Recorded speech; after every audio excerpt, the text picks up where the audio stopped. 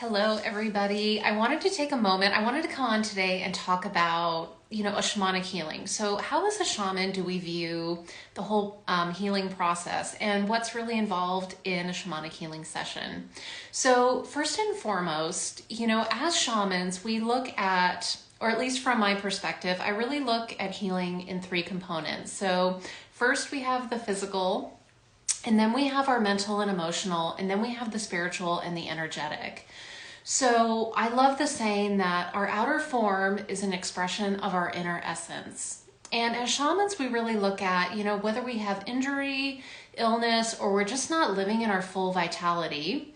We definitely take into account what's going on in the physical body, but we really seek, to understand, what mentally and emotionally is going on, and then what is the spiritual and the energetic issues that may be driving our physical experience. So we kind of, I guess from a modern stance, we kind of reverse engineer healing. So really looking at first, like the core, what I would say are the core reasons that we may be expressing injury or illness in our physical body is always really looking at the very root, which very often lies in either an energetic disturbance in our body.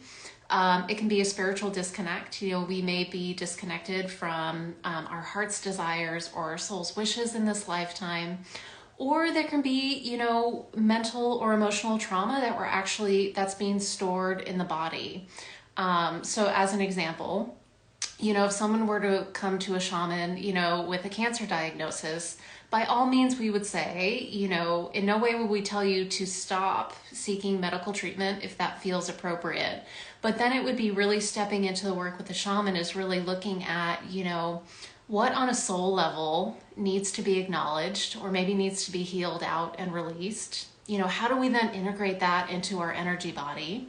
And our energy body really is that whole bioelectric field that makes up our living system. So as humans and actually all animals, every biochemical reaction that happens in our body. So we think of every, component of a cellular function, digesting the food that we eat, to the hormones that we secrete, even to the thoughts that we have, it's a really complex network of hormones and electrical impulses that are occurring within our body. And, that extends out through, some people may call it our aura. I like to use the word, the field or a bioelectric field that, really extends off of our body.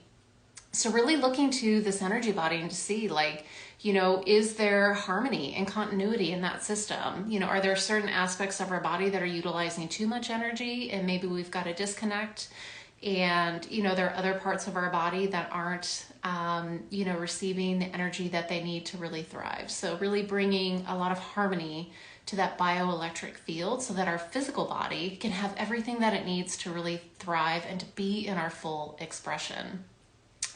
So, we really look at, first and foremost, I also, there are a couple sayings that we use where it's like, at what point in your life did you start laughing? When did you stop expressing joy in your life? And those are the moments in a session we can go back and through a journey can really track, what is happening on the level of the soul? Is there a part of us that's disassociated that we then call back to be reintegrated, into our being?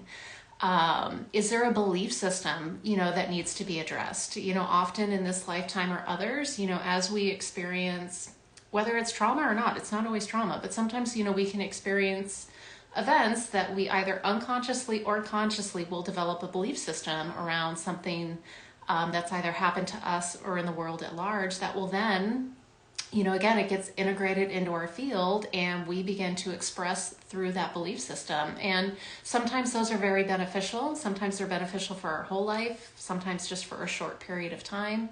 But when they stop being beneficial, then they really come up for review. So, through the shamanic journey, we can go in and look at any belief systems that may need to be either removed completely or reworked so that, again, we can really live through the highest expression of our being.